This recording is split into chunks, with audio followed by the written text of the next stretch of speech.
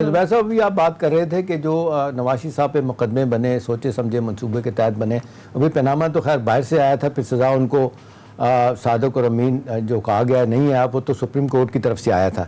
چلیں اب آگے چلتے ہیں. ایک بات تو باہر سے نہیں, احتشام صاحب I beg to differ. باہر سے آیا تھا, بالکل باہر سے آیا تھا. اس میں نواز شریف کا جتنے وہ پورے کے پورے پلندے تھے اس میں نام تک نہیں تھا نواز شریف کا.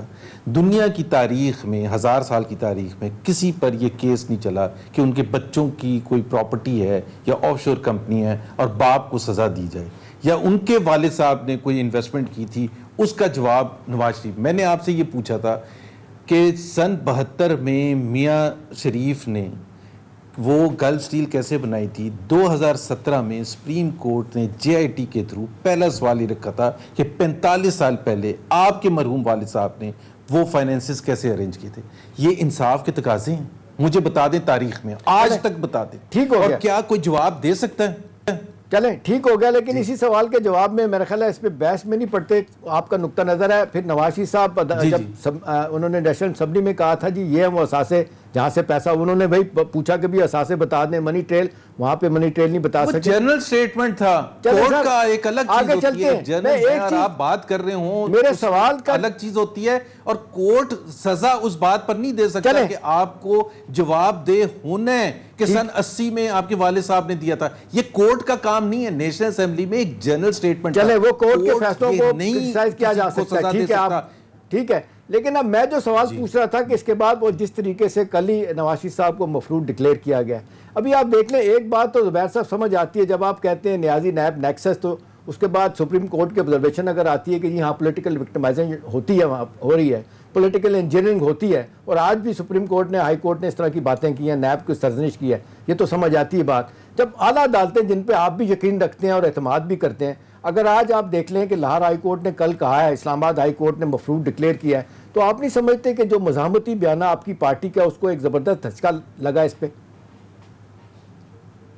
نہیں جی, بالکل دھچکا نہیں لگا. دیکھیں جی, 3 آڈینس ہوتے ہیں کسی بھی پولیٹیکل پارٹی کے. ایک اپنے سپورٹرز ہوتے ہیں, ایک آپ کے مخالفین ہوتے ہیں, اور ایک نیوٹرل ہوتے ہیں.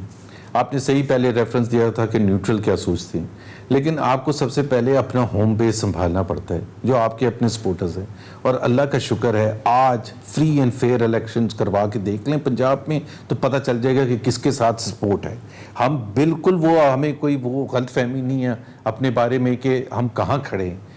پہلی بات تو یہ ہے کہ دھچکا وہ ہوتا ہے جو آپ کے سپورٹرز کو لگے کہ جی وہ آپ کے سپورٹرز. ہمارا سپورٹر جو ہے وہ کنونسڈ ہے کہ نواز شریف کے ساتھ PMLN کے ساتھ زیادتی ہوئی تھی. ہمارا سپورٹر جو ہے وہ بالکل یہ سمجھتا ہے کہ ہمیں بالکل وہ چیزیں دیکھیں نا. آج جس بات پر, اور میں آپ کے ناظرین کو ریمائنڈ کروا دوں, جس کیس میں وہ بیل ملی تھی اور وہ لندن میں جس پر بیٹھے ہوئے ہیں, وہ کیس ہے جو جج ارشد ملک نے دیا تھا. دنیا میں کوئی ایسا اگر ہو کہ خود ہائیسٹ کورٹس یہ کہیں کہ ان کو نوکری سے نکال دیں for the miss conduct in that case. Miss conduct in what case? جس میں نواز شریف کو سزا ہوئی تھی, سزا برقرار ہے, جج کو فارغ کر دیا.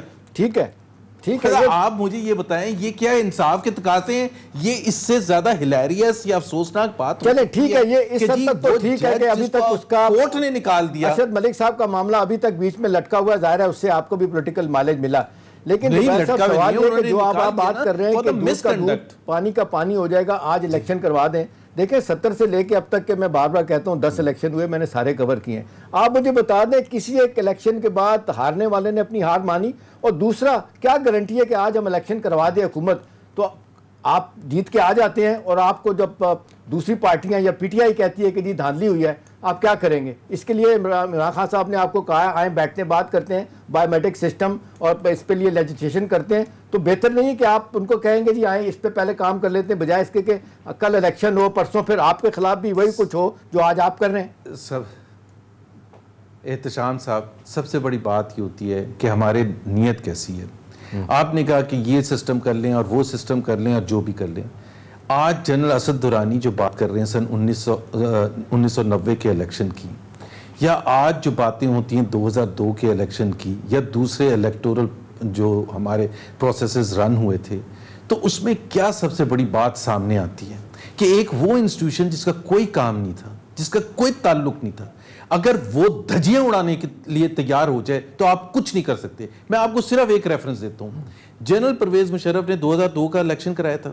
اس کے بعد مبشر لقمان جو کہ ایک پرو اسٹیبلشمنٹ وہ ہیں اینکر, ان کا ایک انٹرویو ہے جو ابھی بھی اویلیبل ہے. وہ جنرل پرویز مشرف سے یہ پوچھتے ہیں کہ عمران خان اور آپ کے کیوں تعلقات خراب ہو گئے. اب ان کا جواب دیکھیں پبلک میں, and by the way he was also the army chief, اور کس وہ فخر کے ساتھ یہ بیان کر رہے ہیں کہ عمران خان چاہتا تھا 90 سے 100 سیٹیں, میں نے اس کو آفر کی تھی, میں نے جنرل پرویز مشرف نے آفر کی تھی 8 سے 10 سیٹیں. پھر آپ کہتے ہیں کہ جی اس میں ہمارا پروسیس سب خراب تھا. بھائی سب یہی بات ہے تو اس سے پہلے کے الیکشن میں نواز شریف صاحب نے عمران خان صاحب کو 25 سیٹیں آفر کی تھی, یہ بھی ریکارڈ کی بات ہے الیکشن سے پہلے. بھائی وہ 25 سیٹیں تو آج بھی آفر کر سکتے ہیں, وہ تو الیکٹورل سر, وہ تو الیکشن دو پولیٹیکل پارٹیز میں کیا پولیٹیکل ایڈجسٹمنٹ ہوتی ہے وہ تو کبھی بھی ہو سکتی ہے, امریکہ میں بھی ہو سکتی ہے, برطانیہ میں بھی ہو سکتی ہے, اس میں تو کوئی خرابی نہیں ہے.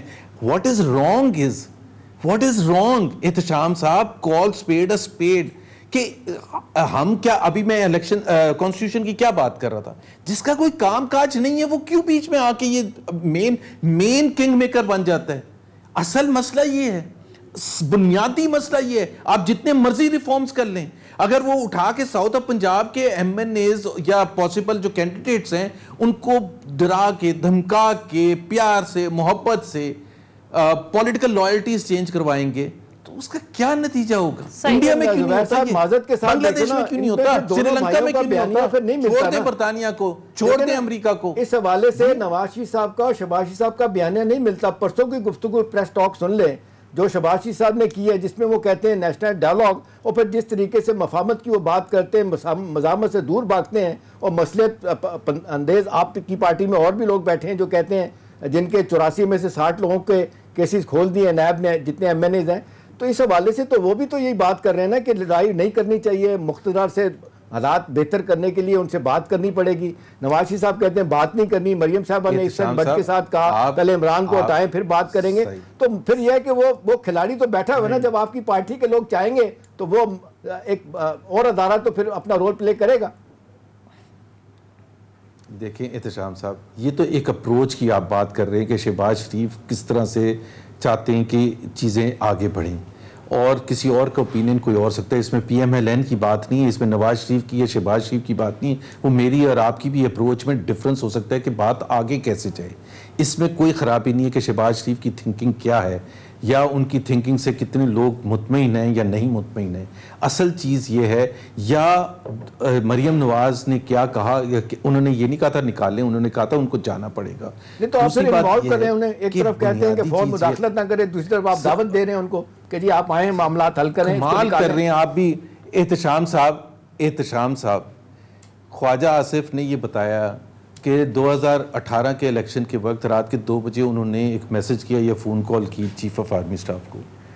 اب اگر کوئی پڑھا لکھا ایک ریسرچ ہو رہی ہو اور آگے امپروومنٹ کی بات کر رہی ہو تو کویسچن یہ پیدا ہوگا کہ برطانیہ میں کیا چیف آف آرمی سٹاف کو کوئی فون کر کے کہے گا کہ جی اس کے ساتھ الیکشن میں کیا ہو رہا ہے یا کاؤنٹنگ میں. زبیر صاحب معذرت کے ساتھ وہی عثمان ڈار جو ہارا ہے, وہی عثمان ڈار جو سیالکوٹ میں آصف اپنا خواجہ آصف سے آ رہے ہیں, وہ کہتے ہیں کہ پچھلے الیکشن میں بھی میرے ساتھ ہوا تھا, میں نے بھی ان کو کہا تھا دیکھیں داندھی ہو رہی ہے میرے خلاف. احتشام صاحب, اگر یہ ہارورڈ اسکول میں اگر ریسرچ ہونا کہ کیسے بنیادی سیاستدان, اگر میں آج مجھے گن پوائنٹ پر ڈرا دھمکا کے میری فائلیں کھول کے مجھے یہ بتایا جائے گا کہ آپ پرسنلی 2014 میں فلانی جگہ یہ کرتے ہوئے ہیں, ہمارے پاس فائل ہے, تو میرے سے ڈرنا, مجھے کتنا کوئی ڈرے گا؟ کوئی نہیں ڈرے گا. آپ یہ کہہ رہے ہیں کہ ڈرنا نہیں چاہیے, سفید گھوڑے پر بیٹھ کے تلوار لہرا کے نکل جانا چاہیے. میں یہ کہہ رہا ہوں کہ آپ کو ڈرانے کی کیا ضرورت ہے؟ ایک فری ول کے ساتھ کسی کو دیکھیں, کتنے لوگ ہیں احتشام صاحب جو کھڑے ہو کے یہ کہیں گے پی ایم ایل کیو بنی تھی نا, کس نے بنائی تھی؟ وہ ڈرے تھے نا, سارے پیٹریٹس بنی تھی نا, پیپلز پارٹی سے نکال لوگ تھے, وہ ڈرے تھے. آپ جتوایا تھا انہوں نے. آپ بالکل یہ کہہ رہے ہیں, چلے مان لیا, میں نے مان لیا بالکل.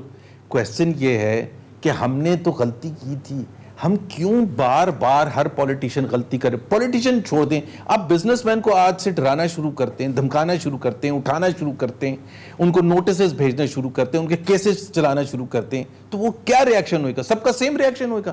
کوئی ڈرے گا, کوئی کہے گا سمجھوتا کر لے گا, کوئی کہے گا بھائی ہم نے اگر گزر بزر کرنا ہے تو چپ کر کے آنکھیں نیچے کر کے آرام سے اپنی پولیٹیکل لائلٹی چینج کر لے. کیا یہ صحیح انداز ہے؟ آپ انڈیویجول کو تو فالٹ کر سکتے ہیں کہ فیصل صالح حیات نے کیوں پیٹریٹ جوائن کی تھی, کیونکہ ان کو انٹیریئر منسٹری مل رہی تھی, لیکن یو کانٹ, اگر آپ نے ریزالو کرنا ہے اور آگے جانا ہے تو آپ نے یہ نہیں دیکھنا کہ فیصل صالح حیات نے, آپ کو یہ دیکھنا ہے کہ جنرل پرویز مشرف اور جنرل احتشام ضمیر کیا کر رہے تھے. یہ ہوا آپ کو 90s کا مجھ سے زیادہ آپ جانتے ہیں یہ پاکستان میں کیوں ہے, سری لنکا میں کیوں نہیں ہے. PMLN بنی تھی اور کس طریقے سے جنیدو صاحب کو علیحدہ کر کے نواز شریف صاحب صدر بن گئے تھے, آپ کو پتا ہے. یہ تو ہماری سر میں مان گیا, میں احتشام صاحب آپ بھی سب چیزیں ڈسکس کرتے ہیں, بات یہ ہے کہ ہندوستان اور ہمارے میں کیا فرق ہے سیاست میں؟ وہاں کیا سیاسی کلچر کو ڈفرینٹ ہے؟ کیا وہاں سارے ایماندار تہجدی ہیں؟ نہیں. کیا وہاں وہ کچہری کوٹ کچہری کلچر نہیں ہے؟ کیا وہاں پولیس بروٹیلٹی نہیں ہے؟ سب ہے, لیکن ایک چیز بڑی بنیادی ہے کہ جس کا کوئی کام نہیں ہے سیاست میں, وہ سیاست میں نہیں آتا. بڑا دس از دا ڈفرنس.